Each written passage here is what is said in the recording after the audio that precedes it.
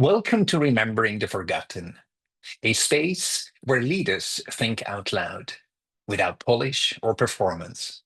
No scripts, no personas, just the quiet clarity that emerges when the noise drops and the mind is free to speak for itself. Today I'm joined by Perry Knoppert. Perry moves in spaces where complexity is not a problem to be solved, but a reality to be respected. But this conversation isn't about the movements he's founded or the systems he's designed. It's about what happens when intelligence is allowed to breathe, when thinking loosens its grip, when structure stops insisting, and when connection becomes more powerful than control. Perry carries a lived understanding of nonlinear intelligence.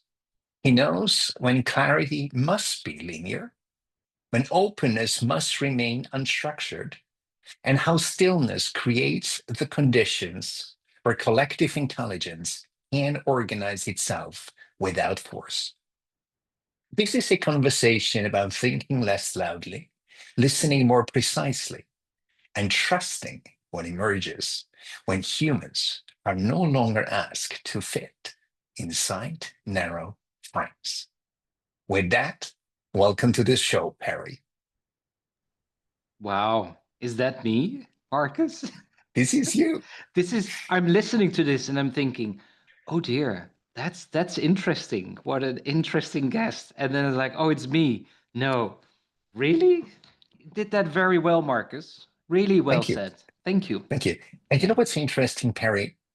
I don't think I had one guest on my show yet who didn't ask more or less a similar question Hmm.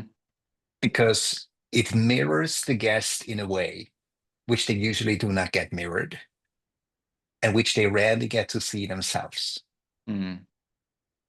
So, and why don't we get mirrored then often as founders I or believe leaders or I believe it has two reasons. One of them is we do not really show ourselves. So a no? mirror can only mirror what is reflected. Mm. And the second one is quite often mirrors are not really skilled in mirroring. Hmm. And then there is a third aspect, which is almost dangerous to mention. There is quite often the aspect of either jealousy or apprehension. I'm not sure about you, but I probably have a handful of many, many, many hundred people I know quite intimately who dare to mirror me in the best way possible. Hmm. So the others would rather mirror my weaknesses than they would mirror my strength. Yeah. And it's and that happens a lot, right? With um it's and that's maybe jealousy. Yeah, I want to say so many things. I'm like, no, forget about it. But I agree with you. Yes. We And tend to do that, we right? definitely get back to that. And I'm so happy to support, and this is something that happens a lot and that I'm proud of, is to see the possibility when nobody else sees the possibility.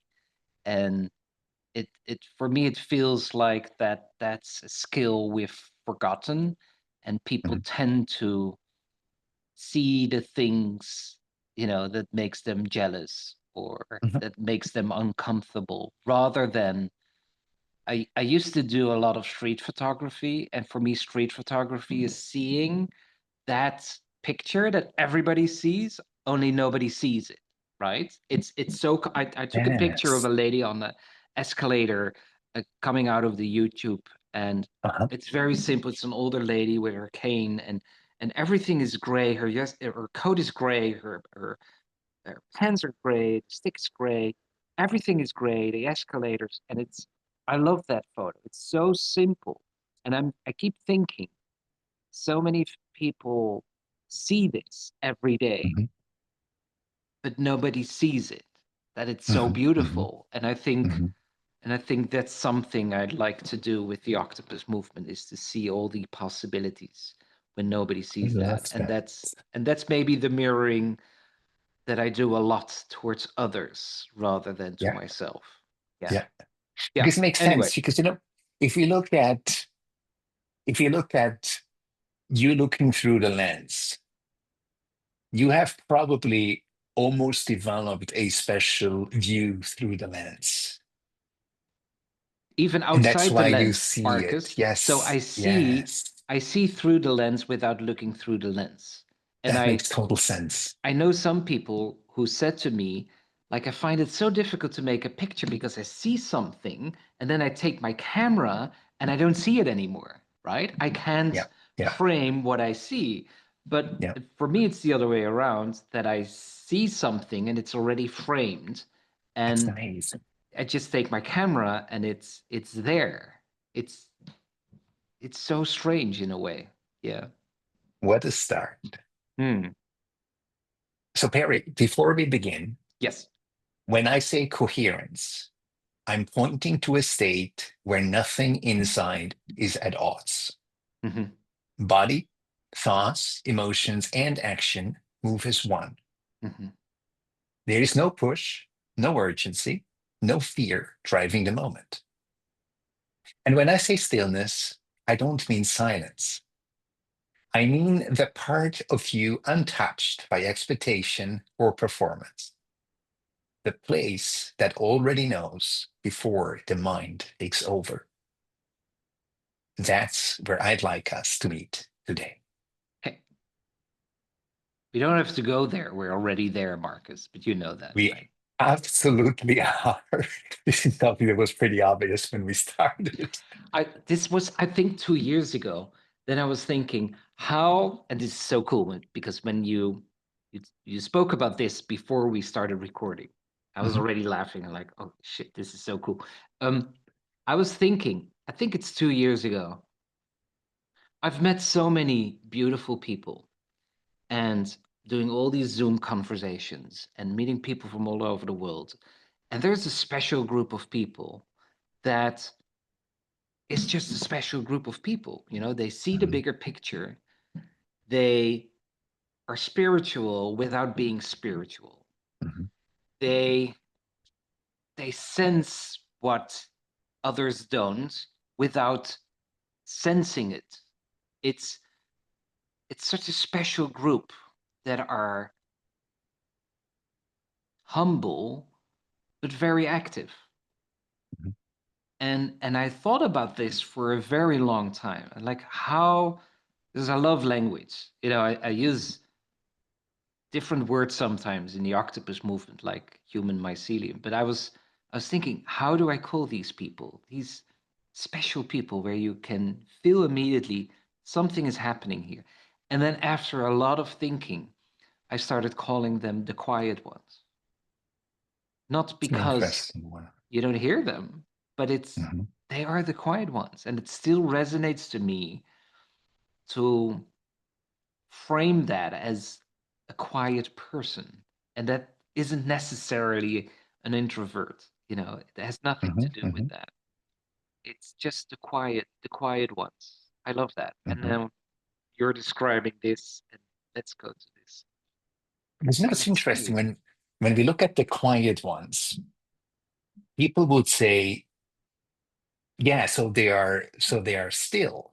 No, No, they're not. They no. are absolutely active. Yeah. But the quiet is our presence.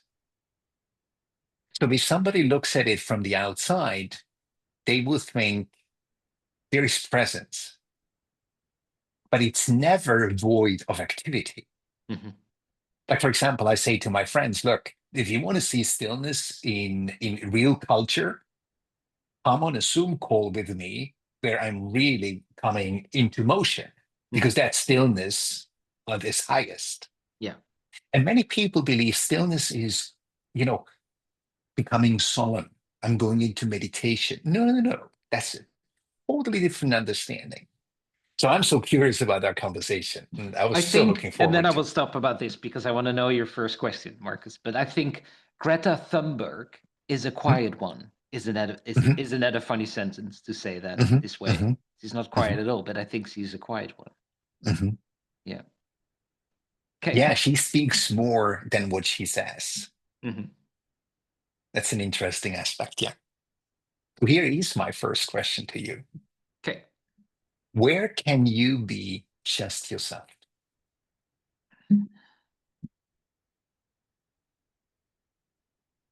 Now, since 5 years, almost, no, since 5 years, my answer would be everywhere. I think this is me. It, for the first time in my life, and this sounds such a cliche, Marcus, but it's true. I am completely myself, and wherever I am me. And of course, I can play the upset father, and I can play, you know, the grumpy customer, whatever. But I feel that I can always be completely myself, that happens because of that tremendous big reset I had in my life that was completely unexpected, and then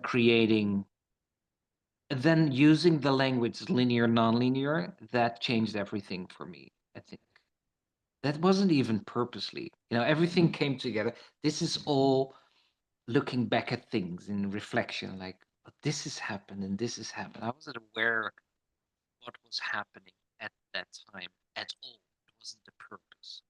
But now when I look back, and I'm doing this now for 5 years, I can say that I really feel that I can be, and I am almost always completely myself. I think I can just say that I can always be myself. Yeah.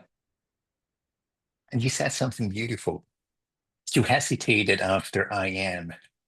Hmm. Did you realize that? No. Because that's enough. Hmm. That is the key. I am. Yeah. And the rest literally just follows. Yeah. So I'm But it extremely hasn't been the curious. case like that, Marcus. That's what I actually want to go into next. Yeah. That wasn't So the if I case at look all. at you, you are now around 35 years old. So it all started around 30, you say, right? Thank you. You're welcome. Yeah. No, I was 45. And it wasn't a midlife crisis because I think my behavior, I think I've always been into my midlife crisis, even when I Mhm, was 12.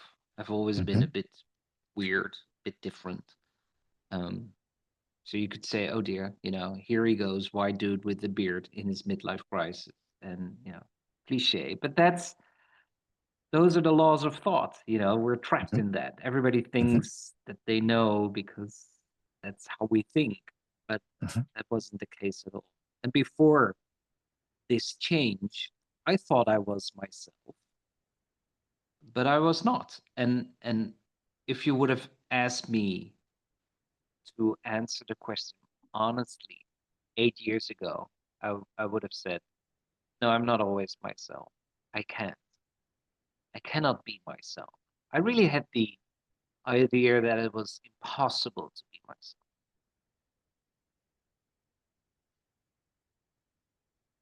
What stopped you from being yourself back then?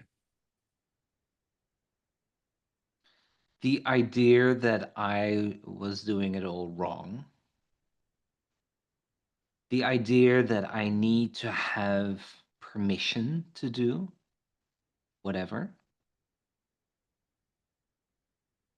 the idea to do well, and the idea to have permission, that without permission it will never work. I think a lot of people think that way. I think Mhm, we are all conditioned that we need permission to mhm, do so, which is BS. It's not true. mhm, mhm, And becoming homeless, I discovered that that's a big BS, that mhm, it's not about the permission of anyone ever, ever. Because when I was homeless, nothing changed. I keep saying that to people, but I find that so interesting, is that nothing really changed for me. So my feelings, my thoughts, my values, very important, didn't change. So yes, you don't have a house, you don't have anything, and there you are. But this is the same. You know, I can't Hmm. explain how important this is. So if Hmm. this is the exact same when you lose everything, then this is the exact same when you have everything. Hmm. So when you have the two opposites, nothing and everything, but everything stays the same here. And Hmm. we all think that if we can buy that super cool watch or drive that Mercedes Benz or Hmm. whatever, then here something will happen. Yes, of course, you know, the first, what is it? They did research for that. The first 4 weeks in a new car is Hmm. very exciting. But really, nothing changes. And Hmm. if nothing changes when you're here when everything goes wrong or here when everything works out, if that's the same, then why are we asking permission? Because it becomes irrelevant. Hmm. Hmm. Is you need to do it yourself. And Hmm. it doesn't matter. It's not the case, and I find this very important because sometimes I see people, you know, there are a lot of people on social media sharing what they think and giving advice and whatnot. And then I hear people saying, you know, it's not important what other people think. But I always find that difficult because we do care what other people think. Hmm. I don't think it works that way that you can say, I don't care what other people are saying. It's not relevant to me. You know, what I did figure out was that it's relevant, but I don't need it. Hmm. I don't I don't need permission to do anything. I don't need anyone to say, "Oh, that's a good idea." By the way, thank you AI because AI is becoming that new friend who's constantly saying everything that I say, "Oh, it's such a wonderful idea." So we don't need permission anymore from any other human being on this planet. You just go to your AI and says, "Thumbs up, you're doing a good job." But in this beginning after being homeless and starting the octopus movement, I wasn't looking for permission. I wasn't looking for a thumbs up. You're doing a good job. I just wanted to do this for myself. Like how I want to create something that makes me happy as a weird individual in a space where I belong, where I can be myself. Hmm. And that was it. And if someone was being negative, sharing their opinion out of the blue, my thought always was, where were you when I was homeless? You know, where were you? Hmm. And that means a lot to me. Like, it's not negative, it's not pushing away, but it's the realization that when everything goes wrong, not a lot of people are there. So that's it. And that's also why I really enjoy connecting with others, seeing what's happening. And I can't help everyone, but if I can do something to make it better, I will. And I enjoy that. Do I have Mother Teresa syndrome? I don't know how you call that, but no, I don't. I'm just having fun. I'm just hanging out with some cool people where I know that by doing this together, it makes me happy. And guess what? It makes the other weirdos happy as well. So, Absolutely does. and So and thank you and for sharing so openly yeah, and that's what because it happens. explains a lot. And that's why I feel that I can be myself wherever I am, and that I Yeah. feel I am myself. And if I'm in a situation what is totally not in line with what my values are, then I can use the language of linear, nonlinear. I can say, oh, this is a very linear situation. Mhm. That's not being judgmental by me, but it means there is a given structure that doesn't work with me at that moment. Mhm. That's it, you know? Let's stay here for a moment. You mentioned that it is probably not true when someone says, I don't care what other people think, because people always think. So, what I realized, and I'm curious to hear your take on that, I was concerned about what other people thought because the permission system works exactly like that. Mhm. I need permission from those people who have an opinion about me and about what I'm doing. Mhm. So with time, I realized, and I didn't go homeless, but I experienced a lot in my life to the point that I said, you know what? They are like voices. It's almost like you're having a bird and the bird is flying above your head. You can't stop it from flying there, right? It's just Mhm. there. It can come closer. And unless it's in your arm's reach, you can't do much about it either. But when it comes closer and you let it come, let's say, above your head, that's pretty much your own choice. When you let it land on your head, that's pretty much your choice. And when you actually let it build a nest, then it's screwed.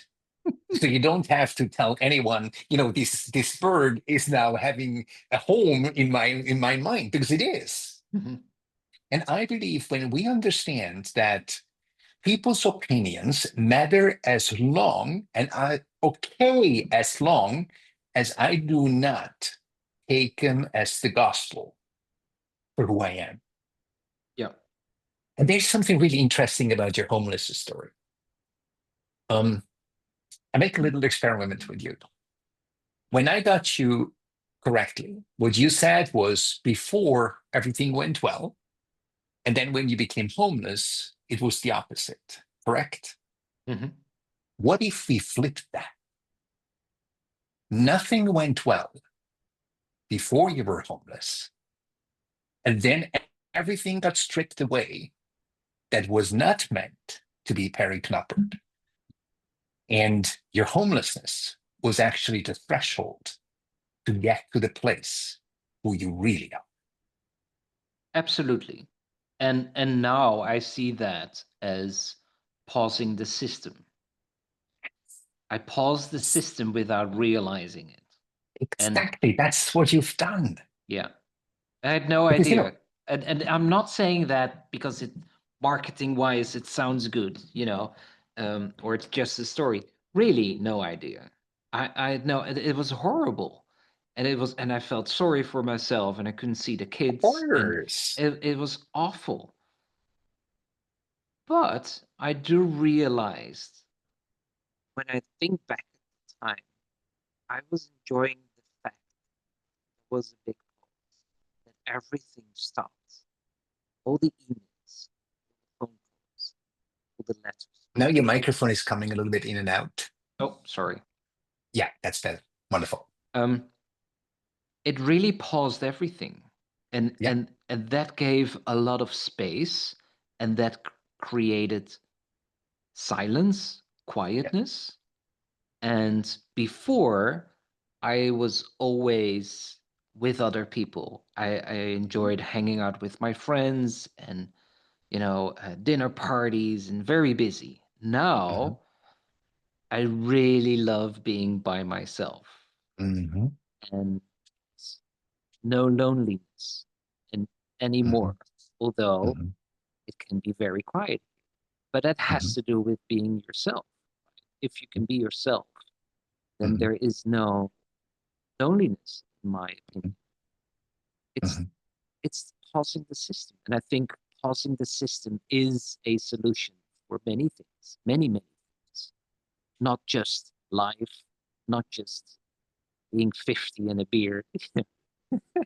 I think pausing the system could change everything. Pausing the system could be a solution for the educational system by being able to say, okay, this is how we've always done it. Mhm. For this individual, we will stop. People will always say, yeah, but if we start with one individual pausing the Mhm. system, then we need to pause with everyone. And then everybody will come with their questions and their Mhm. difficulties. I don't, I would love to do some research on that, but I don't believe that. If I Mhm. look at the octopus movement, we have around 11,000 members and we don't have any rules. And in the beginning of the movement, people were saying to me, you can't do this. You can't create a community this large or not. You know, it's only 11,000 people. It's not that many, but you can't do this without rules. Mhm. Yet I'm very excited to say that we don't have any rules and it's never been a problem.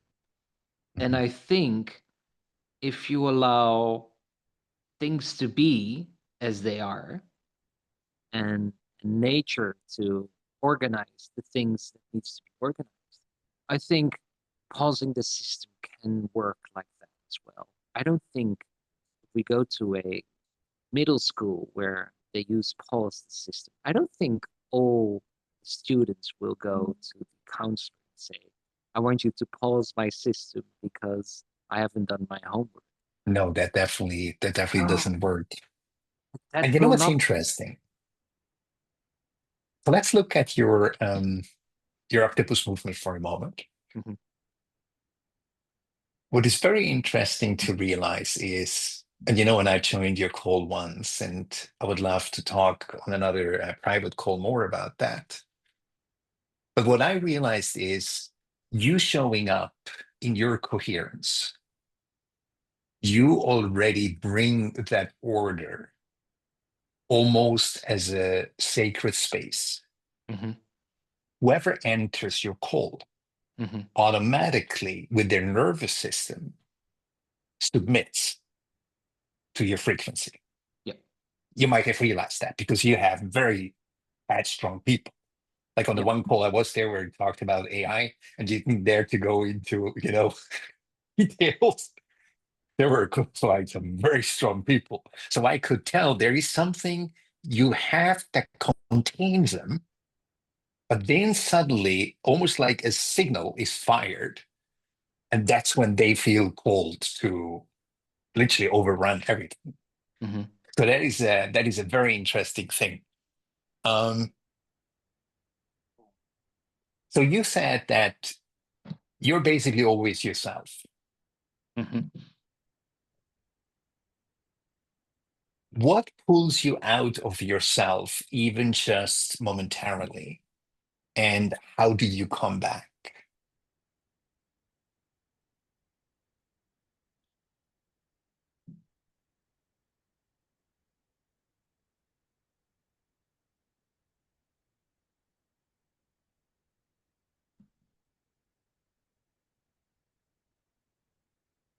I think that, I'm thinking, when do I do that? I have to Mhm. think about a situation where I was not completely myself. Maybe there's frustration, maybe there's anger, uh, not being heard or seen, that you're trying to Mhm. explain something. Let me give you an example. I was at a school. Sorry, talking about schools again. I have three kids, and Mhm. all of us are very nonlinear. So sometimes I need to go to school to explain something because something went wrong. In this case, I had to go to the school of my oldest son, who's now 20. And when we had the meeting, he was 19. And school was very upset that the parent of a 19-year-old adult was coming to school. I am myself. I don't care what is normal or what is not. And the counselor said, I've never seen a parent coming to school because we only have adult students. I said, well, congratulations. This is the first time. The conversation didn't go well at all. Not at all. And I have moments where I maybe can feel that I'm becoming frustrated. But I have a mantra, and my mantra is turn on your nonlinear thinking, tune in to the human mycelium, and drop out of the laws of thought. This is a bit leery that I've stolen from him and tweaked it into my own version. The nonlinear thinking for me is to quiet the brain. So if I have thoughts that are not serving me, then I have to let go of these thoughts. How do I do that? I've mastered, I can say that. Um, hoo-hoo. But I really wanted to be able to quiet the brain.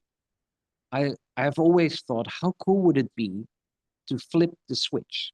When I was Mhm. 16, I saw Deepak Chopra at Oprah Mhm. Mhm. explaining that during a conversation, he could flip the switch Mhm. and there are no thoughts. I was 15 or 16, Marcus, when I saw that. And I was like, Mhm. wow, that's cool.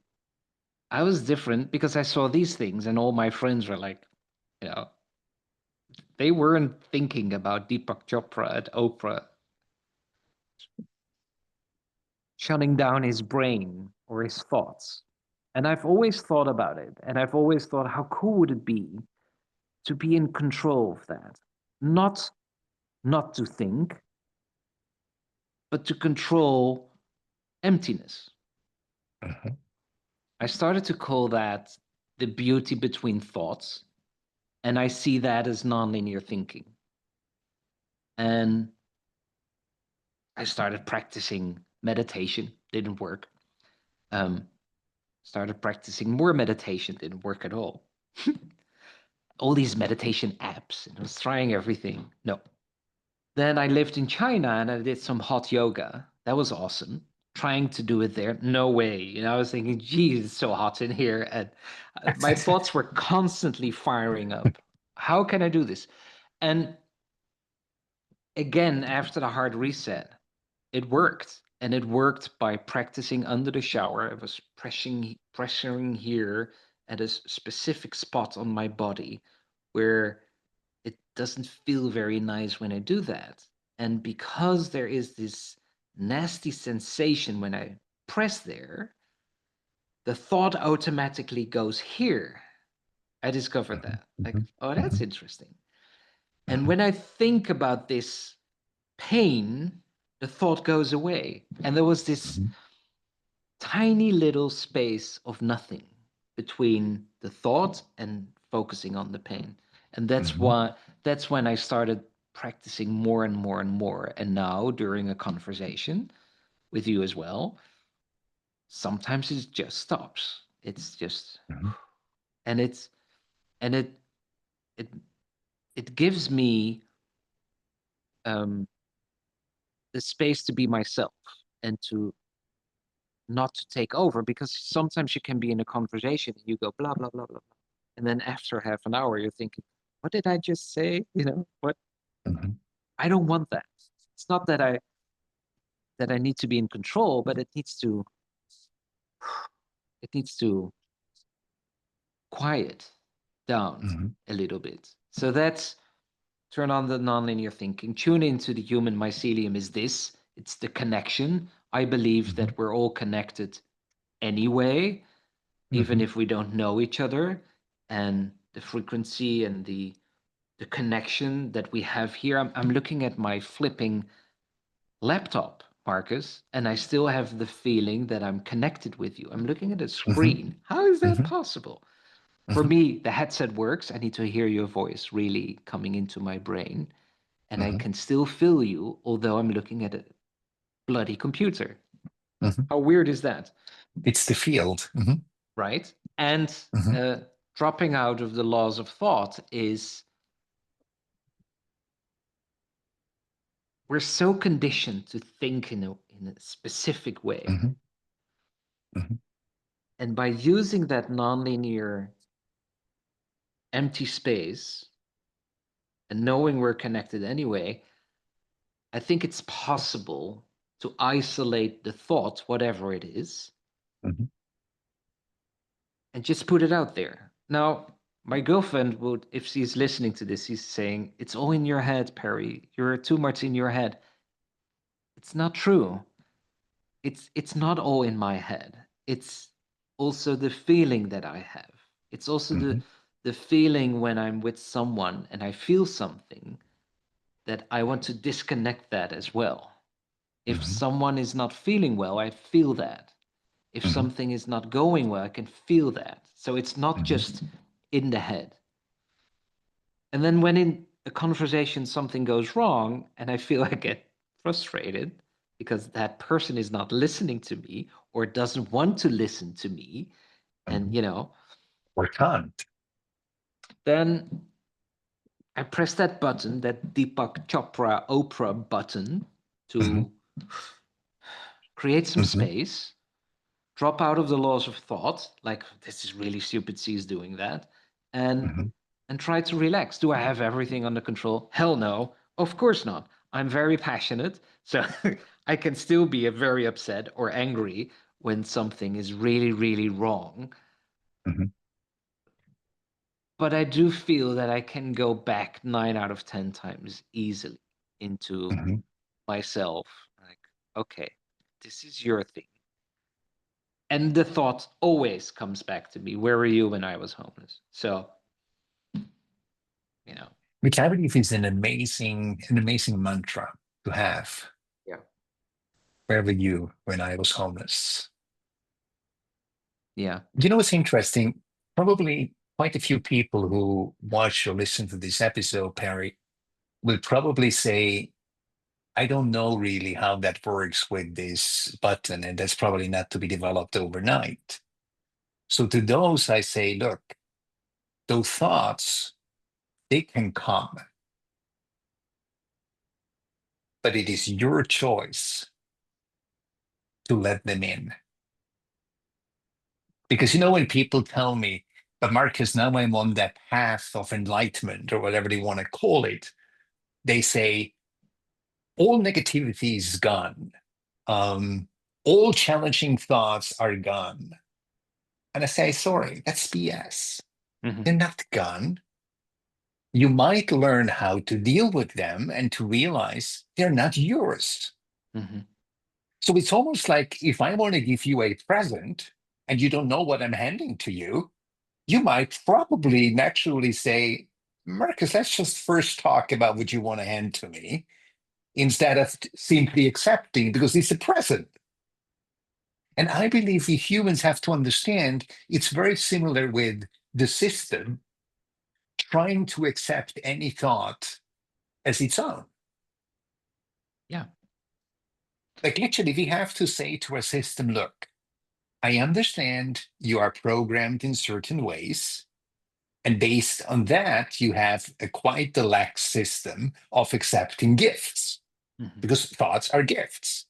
And as you know, some people say, you're quite the gift or you're quite the gift. So it can be pretty much either or, and it's neutral in the end. hmm, But people really have to understand that we are probably, I don't know, like 97% is subconscious, what's going on in our lives. And about 97% of that is BS, is negative. hmm, So how I personally see coherence is thought and heart go into coherence. But the mind is pretty much filled from outside, be it education, society, whatever, right? Families and whatever. And even the heart is kind of contained. And that's why I'm saying most people, when they speak about coherence, it doesn't go far enough for me. hmm, Because when heart and mind is in coherence, it opens a channel to something absolutely initial. hmm, Like if you think back, you mentioned 14, 15, 16. Let's go back 10 more years. Where were you when you were 3, 4, 5, 6 years old? hmm. I was an absolute free spirit. No We all one were. had to tell me how to think, what Nope. was possible, Nope. because I told them in my own way, I'll show you. I'll show you. So, what if at our age, by the way, I'm 3 years older, I'm 53 now. So, what if at our age, it's actually remembering who we once were? Combine that with the entire path we walked, and that itself actually builds the key for a beautiful life. Because, when I went on this journey, I had a realization. The reason to be alive is to remember who we once were before the world taught us who we had to become.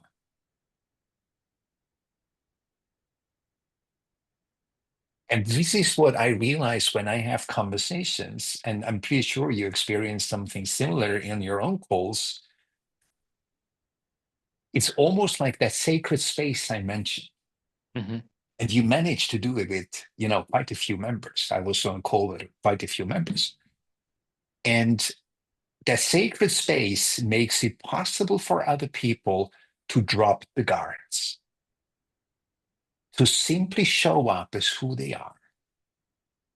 And that is the coherence part. So you kind of enable that coherence between their thoughts and their hearts. And then you take it a step further. You actually connect them with themselves. That's why I love my work. I don't teach anyone anything. Hmm. I help them to remember who they once were. And then I help them long enough to keep all the BS, all the noise outside enough so they can reconnect with who they once were. And that's why I said already in our first conversation today, that's why I was looking forward to our call, because I could sense just from the one call, we are really kindred spirit in terms of that. Yeah. And I rarely meet someone like you, I can tell you that much. Because not once did I had to translate, okay, he actually means that in my understanding, it's that. So let me not react to it because we are actually meaning the same. So the energy is really level, which is beautiful. Hmm. It's really beautiful. Thank you. You're welcome. No, it's a real privilege to have you on my show today. So this brings me already to my last question, Perry. And this is a deep one. If someone feels lost in the noise right now, what would you want them to remember? To remember. Mhm. Mm.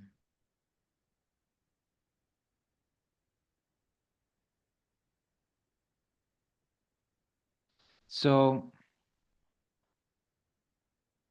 being lost in the noise, meaning, because that can mean so many things, right? It's the But I'm opposite of stillness, opposite of coherence.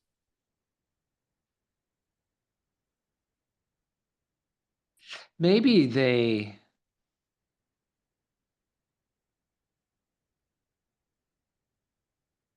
maybe they oh how about this? maybe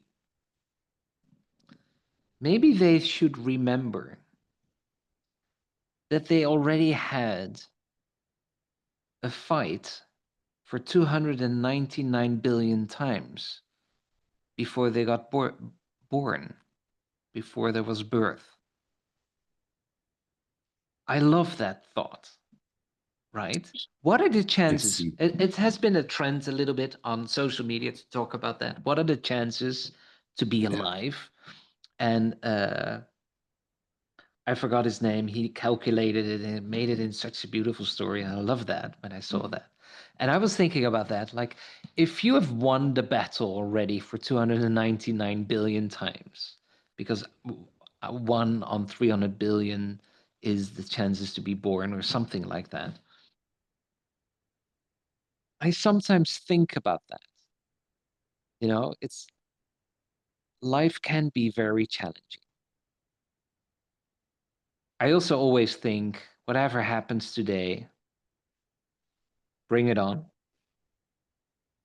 Whatever it is, I'm fine with that.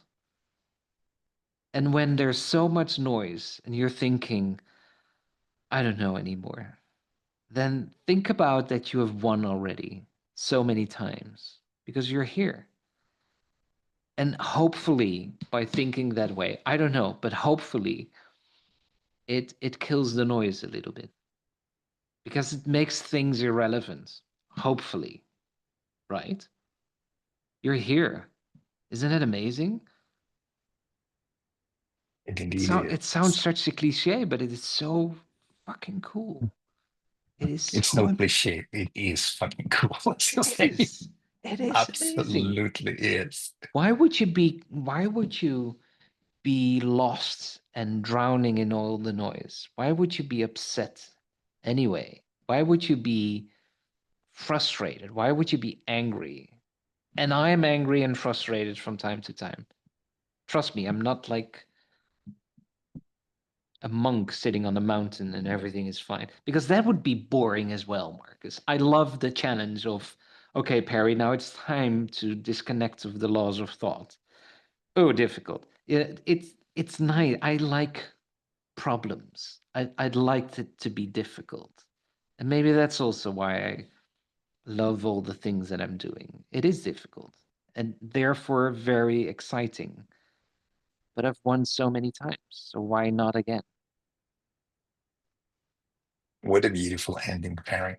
I hope So, with so. that, thank you so much for I having hope been my so. guest today. It was a huge pleasure. Thank you, Marcus. Really cool to dance the octopus dance together. That's how it feels for me, right? That's beautiful. Yeah. Thank you. And with that, this was Remembering the Forgotten, a conversation held in clarity, not performance. If something in this exchange shifted how you see, let it stay with you. A few quiet pointers are waiting below.